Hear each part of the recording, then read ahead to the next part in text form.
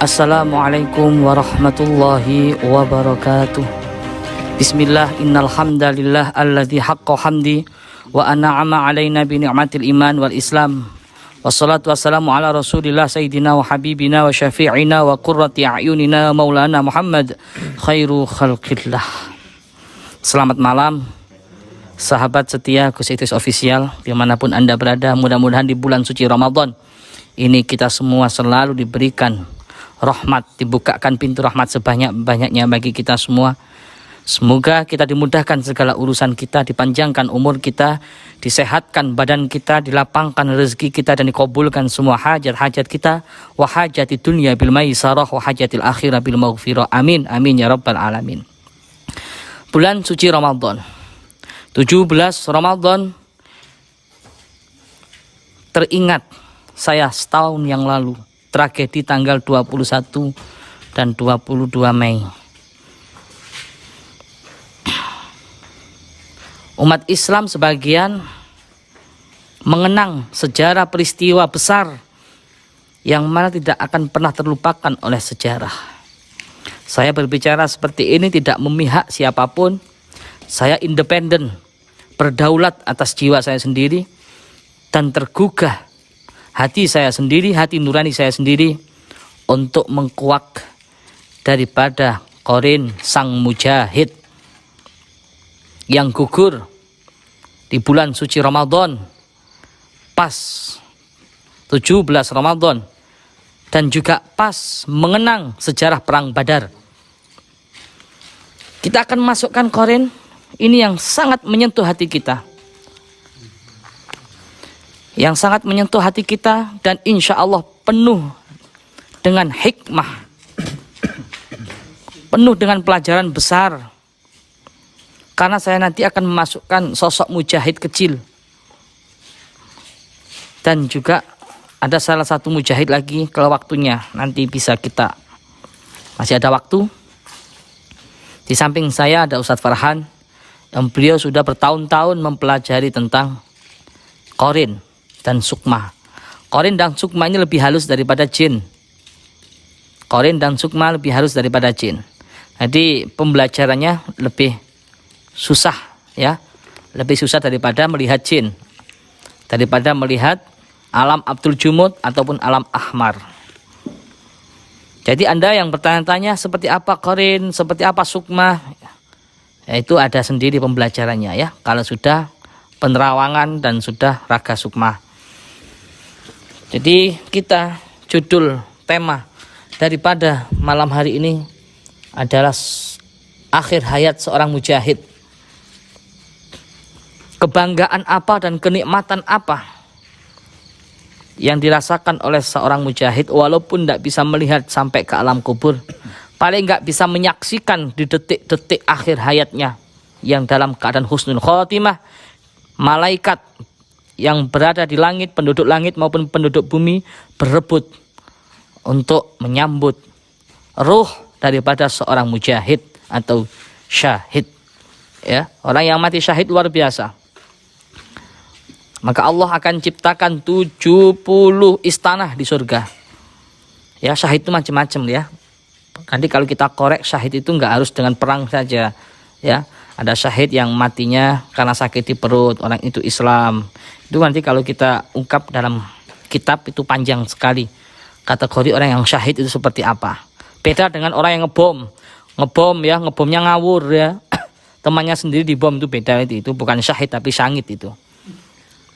Dan malam hari ini kita akan betul-betul mengambil yang insya Allah 100% seorang mujahid yang betul-betul membela agama Allah, membela Islam, bukan karena tendensi apa-apa.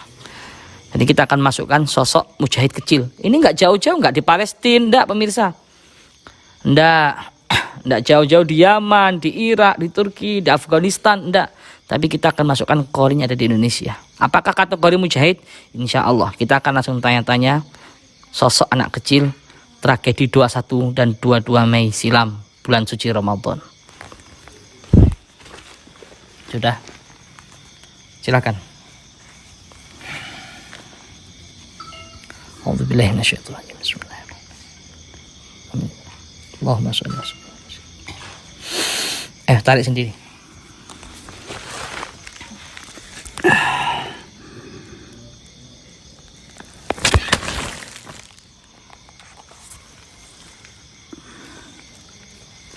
Alhamdulillahirrahmanirrahim. Assalamualaikum, Dek. Waalaikumsalam warahmah. Maaf, dengan adik siapa? Sepertinya masih kecil ya. Kayak tenang sekali ya pemirsa, padahal masih kecil. Sekitar belasan tahun lah usianya, kalau nggak salah. Saya meninggal saat usia 15 tahun. Masih 15 tahun. Tahun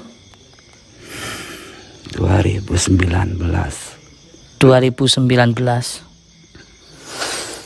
Waktu itu pas ada tragedi di tengah bulan suci Ramadan.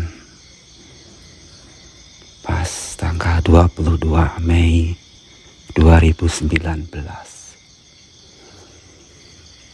Dan saya meninggal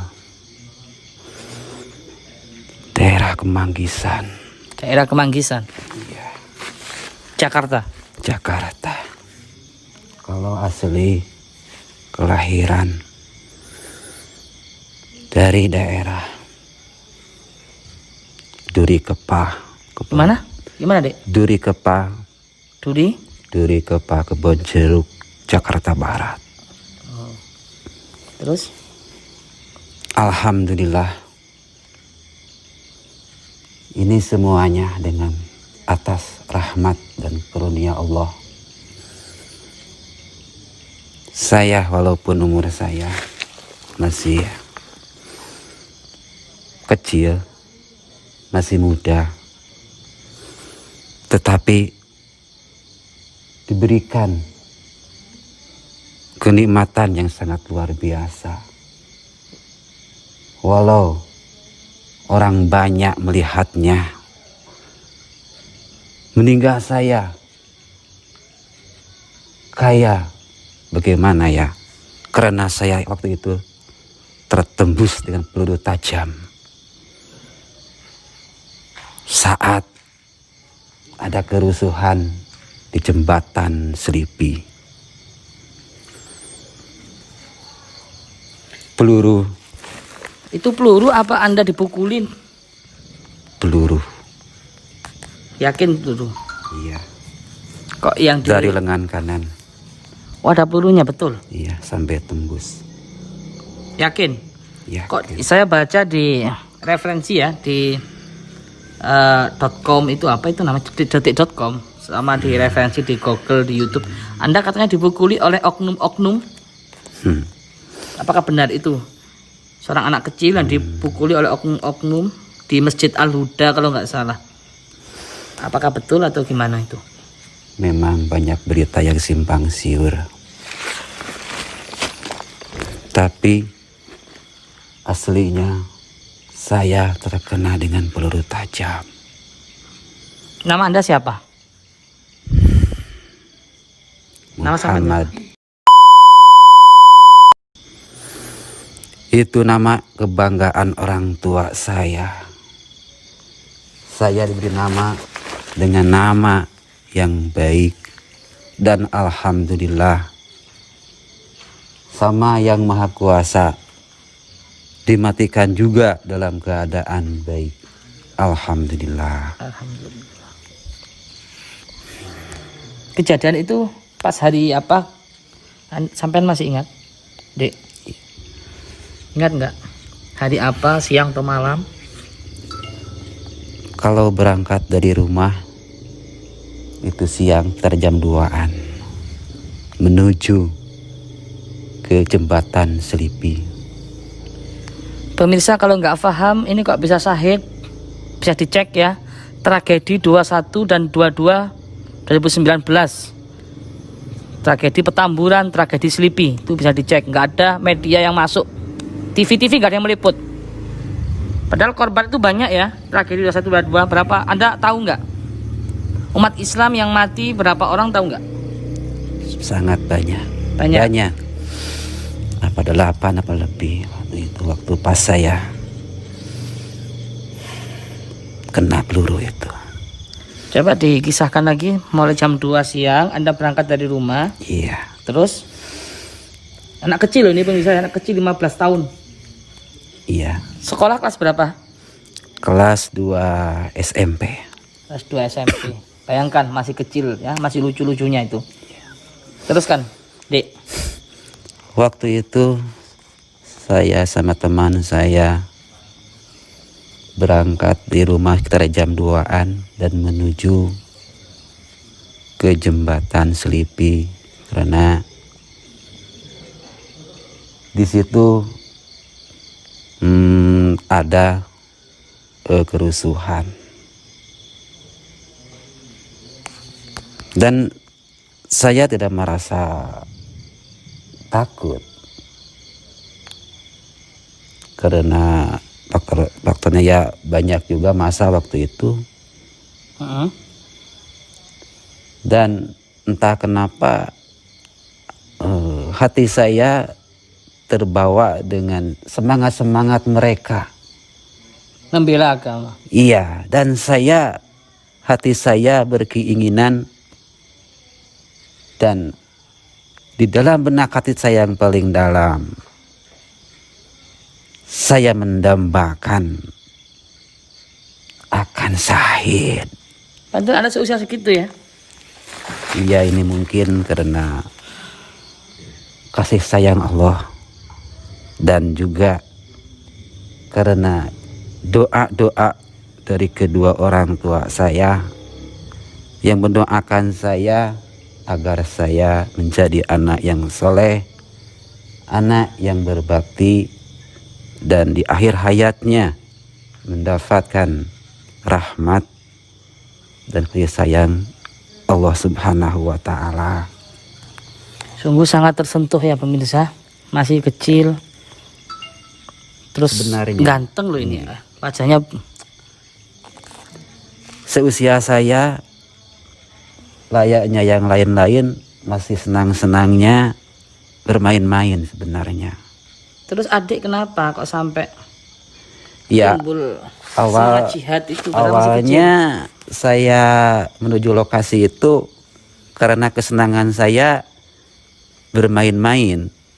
Terus Ya, saya ndak tahu akan akibatnya bahwa yang saya hampiri itu sangat berbahaya, bahkan nyawa bisa melayang.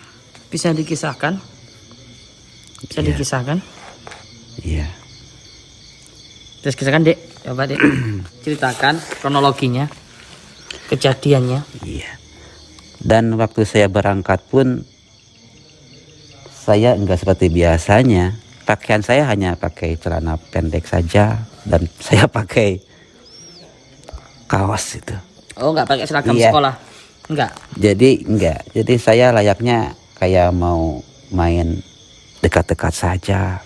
Padahal ya agak lumayan jauh sih dari tempat tinggal orang tua saya. Terus Dan saya ke sana itu ikut sama banyak orang, bercampur baur, sambil orang-orang itu ya berteriak dengan teriakan yang nggak akan terlupakan sampai kapanpun, yaitu kalimat takbir Allahu Akbar. gitu ya. Allahu Akbar. Terus kronologinya gimana? Ketika pas kejadian itu. Iya, waktu itu keadaan sangat mencekam. Mencekam seperti apa? Bisa dijelaskan? Karena dengan banyaknya massa pendemo. Tapi itu sebenarnya pendemo itu mau menyuarakan Keadilan. keadilan. Oh begitu. Iya. Intinya mau membela kebenaran. Jadi walaupun bagaimanapun keadaannya, gas air mata yang ditembakkan oleh para polisi tidak menjadi gentar, bahkan terus maju. Banyak waktu itu yang terluka akibat gas air mata itu. Ya, terus Anda meninggal, sampean adik ini meninggalnya gimana? Ya, awal-awalnya saya juga terkena oleh gas air mata itu. Kalau orang-orang lain kan udah persediaan, pakai masker, pakai odol di sini. Pasta gigi apa Iya, itu ya? iya, pasta gigi itu. Kalau saya sendiri nggak ada persiapan sama sekali. Jadi ya dengan adanya gas air mata itu cepat sekali reaksinya. Terus? Dan akhirnya pas itu saya tidak tahu apa-apa, cuma suara letusan senapan. Dan akhirnya saya tersungkur. Terus kok melihat itu memar-memar di wajah sampean, Dek, kalau saya lihat di Google. Dan juga banyak memberitakan Anda itu dipukuli oleh oknum-oknum. Iya, betul. Gimana ceritanya? Kok kemudian Anda bilang kena tembak? Ini yang benar yang mana? Jangan sampai menceritakan ke publik kita yang salah, kita yang bohong. Yang benar yang mana? Iya, memang Jun, saya juga pernah kena pukulan. Terus? Para aparat. Terus? Kok tega-teganya seusia saya. Oknum atau betul-betul? Iya, mungkin mereka itu oknum yang mengatasnamakan aparat. Saya dipukuli sampai babak belur muka saya. Sampai diinjak-injak pakai sepatu. Iya. Juga anak kecil padahal Anda ya. Padahal saya masih kecil, Dan itu tidak tahu dikeroyok. apa-apa. Dikeroyok ya. Dikeroyok, saya ini nggak ada kekuatan untuk melawan. Senjata pun saya nggak bawa. Tapi kenapa mereka kok tega? Padahal Anda nggak ngelawan ya pada. Tidak melawan sama sekali. Kenapa kok Anda dipukuli, Dek? Karena saya ikut sama massa. Ikut sama massa. Nggak mau mengalah. Untuk terus menyuarakan keadilan. Tidak mau mundur. Dan akhirnya saya dipaksa. Dengan secara paksa. Terus saya tidak mau, akhirnya saya dipukuli. Seperti itu ya. Iya. Tahan dulu, kita nggak tanya tentang kenikmatan dulu. Yang ingin saya tanyakan, sempat gempar di media sosial tentang ayah Anda, kita nggak nyebutkan nama ya. Iya. Tentang ayah Anda yang sangat-sangat terpukul, sangat-sangat merasa kehilangan karena adik ini termasuk anak yang paling dicintai, anak yang paling disayangi. Kemudian mendengarkan kabar bahwa anak yang paling disayangi itu telah meninggal dunia. Apakah adik rindu dengan ayah Anda?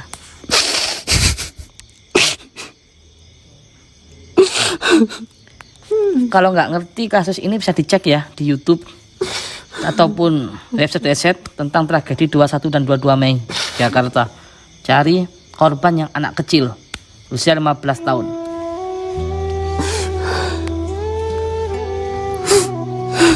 Saya rindu ayah. Rindu ibu.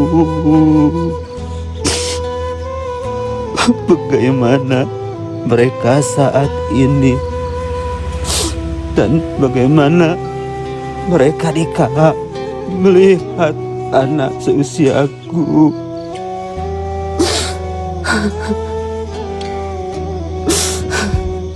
Bagaimana mereka melihat teman-temanku saat ini, sedangkan anaknya sudah tiada. Ibu, bapak. Dan anehnya lagi, nanti saya kasih tahu, ketika menggugat di keadilan, kayaknya nggak ada respon sama sekali oleh pemerintah, kayaknya nggak ada respon sekali oleh penegak keadilan di situ untuk menggugat tentang kematian adik. Tapi yang jelas itu semua tergantikan dan dibayar kontan oleh Allah. Adik mungkin saat ini sudah merasakan kenikmatan dan kebahagiaan yang tiada tara. Dan nanti orang tua pasti akan bangga. Orang tua nanti pasti akan bangga melihat adik itu menjadi anak yang kebanggaan berlian Rasulullah SAW. Iya. Buat ibu, lagi juga buat ayah. Jangan bersedih ya, Bu. Jangan bersedih, Bu. Kini anakmu, Bu. Kini anakmu, ya. Yang paling terpukul kayaknya ayah adik itu. Iya. Karena sangat menyayangi.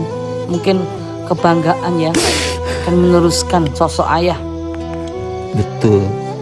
Diperjuangkan itu, adik itu sampai diperjuangkan ke pengadilan berkali-kali tapi nggak digubris. Ada penegak keadilan di situ. Itu yang saya lihat ya pemirsa, saya lihat di berita-berita, di referensi-referensi. Belum ada titik terang kelanjutan sampai sekarang. Udah setahun lebih. Tapi yang jelas, buat orang tua saya, ibu dan ayah, saya kini sudah tenang. Saya kini Yakin Anda sudah tenang jasad dan ruh Anda. Anda kan nggak bisa melihat di alam kubur. Paling nggak Anda menyaksikan ketika Anda ketika di akhir-akhir detik-detik terakhir ya, informasi yang saya dapatkan tadi ya, katanya Anda menyaksikan ribuan malaikat, bahkan jutaan, nggak terhitung lah jumlahnya, itu berebut ngawal adik, ruh adik. Masya juga bidadari. Allah, Masya Allah, ini kekuasaan Allah. Ribuan, bahkan jutaan hamba Allah yang mulia, para malaikat, semuanya memakai jubah putih. Sempat menyaksikan ya Anda ya? Ya Dek ya? Iya, menjemput kepulanganku ke alam barza. Ada lagi mau disampaikan pesan-pesan? Karena akan ada lagi satu teman, kakak lah ibaratnya, kakak Anda yang akan saya masukkan di tragedi malamnya tanggal 21 Mei di Petamburan. Pesan saya,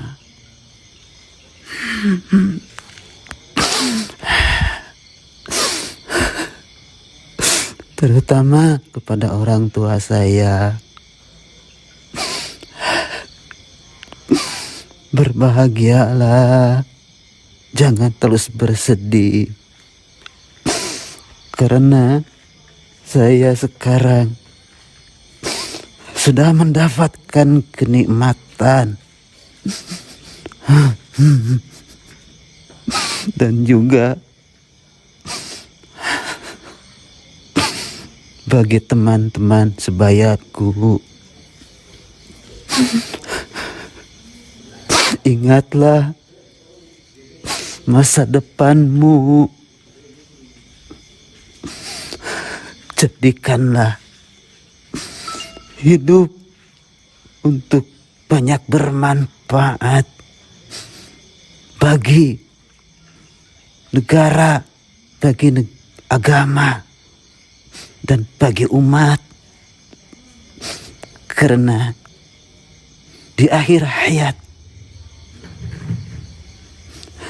yang mendapatkan karunia dan kenikmatan adalah mereka-mereka yang banyak memberikan manfaat kepada umat, kepada negara dan agamanya. Dan jangan takut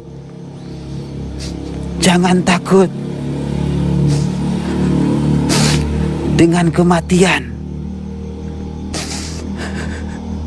karena kematian itu walaupun kita takut pasti akan menjemput kita. Maka jadikanlah akhir daripada kematian itu mati yang baik, mati yang diridhoi oleh Allah, yaitu mati husnul khotimah atau mati dalam keadaan syahid di jalan fisabilillah, di jalannya Allah Subhanahu wa taala. Begitu saja yang disampaikan. Mudah-mudahan bermanfaat ya, khususnya bagi pemirsa yang nonton seusia Anda atau barangkali teman Anda ya Dek ya, yang saat ini menyaksikan. Mudah-mudahan tidak akan terlupakan sejarah itu ya, terkenang perjuangan Anda itu nggak akan pernah terlupakan, khususnya di hati umat Islam. Amin. Terima kasih banyak Dek ya. Amin. Dan mudah-mudahan ayah Anda insya Allah bangga dengan Anda Dek.